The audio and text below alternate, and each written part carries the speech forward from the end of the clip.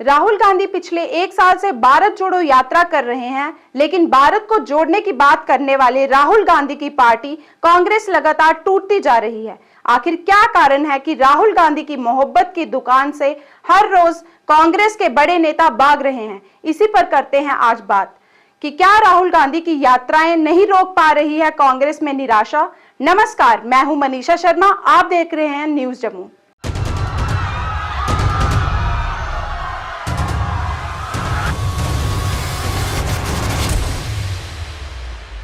सरकार में आने के एकदम बाद हमारा पहला काम होगा 30 लाख सरकारी नौकरियां हम दे देंगे।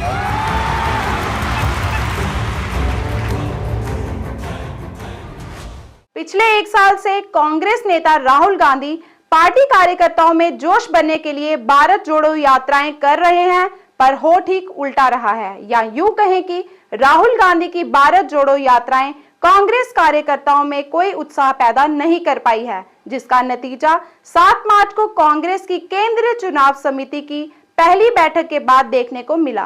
कांग्रेस की केंद्रीय चुनाव समिति ने 50 उम्मीदवारों के नाम तय किए थे, लेकिन अगले दिन यानी 8 मार्च को सिर्फ 39 नामों का ऐलान हुआ, क्योंकि तय हुए उम्मीदवारों में से 11 उम्मीदवारों ने चुनाव लड़ने से आनाकानी कर दी। वहीं राहुल गांधी की भारत जोड़ो यात्रा के बाद भारत जोड़ो न्याय यात्रा के बावजूद भी कांग्रेस पार्टी के नेताओं का पलायन रुक नहीं रहा है। लोग दिखावे के लिए भले ही भारत जोड़ो यात्रा का मकसद मोदी सरकार की ओर से कथित तौर पर समाज में पैदा की गई खाई को भरना बताया जा रहा है, लेकिन यह हर कोई जानता है कि इसका असली मकसद कांग्रेस से पलायन रोकना और राहुल गांधी को रीलॉन्च करना है।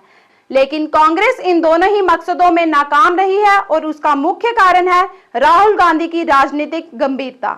राहुल गांधी राजनीति में गंभीर नहीं है और यही कारण है कि उनकी भारत जोड़ो यात्रा सफलता की जगह विफलता में बदलती जा रही है। उनकी यात्राओं के दौरान ही कांग्रेस से कई बड़े नेताओं का पलायन जारी है और शायद ही ऐसा कोई राज्य बचा हो जहां से कांग्रेस के बड़े बड़े नेता पार्टी छोड़कर भाजपा या अन्य दलों में शामिल नहीं हुए हों। देखिए, आज मुझे इस बात का अभिमान है कि पद्माकर वड़वी जैसे एक बहुत सक्रिय मंत्री और 5 बार के विधायक कांग्रेस पार्टी के, इन्होंने आज भारतीय जनता पार्टी में प्रवेश लिया है। और पद्माकर वड़वी लाखों की संख्या में जो आदिवासी बांधव है, उनके नेता है। उन्होंने विकसित भारत का जो संकल्प मोदी जी ने किया, उसको साथ देने के लिए पार्टी में प्रवेश किया है। लेकिन आश्चर्य की बात यह है कि जब राहुल गांधी महाराष्ट्र में नंदुरबार में हैं और नंदुरबार में राहुल गांधी होने के समय में सर्वोच्च नेता कांग्रेस के राहुल गांधी महाराष्ट्र में हैं, नंदुरबार में, ऐसे समय में पद्माकर वड़वी जैसे कांग्रेस के बड़े नेता जो मंत्री रह चुके हैं, विधायक रह चुके हैं, वो भाजपा में प्रवेश करते हैं एक ही बात के लिए, विकसित भारत का मोदी जी का संकल्प को साथ देने के लिए, देवेंद्र जी के संकल्प को साथ देने के लिए। तो निश्चित रूप से आपको आगे भी दिखेगा कि जैसे जैसे राहुल गांधी शिवाजी पार्क तक पहुंचेंगे तो कांग्रेस के हमारे तहसील लेवल के, जिला लेवल के, महाराष्ट्र लेवल के बड़े बड़े अच्छे अच्छे चेहरे जिनका समाज में बड़ा अच्छा काम है, वो भी पार्टी प्रवेश करने वाले हैं।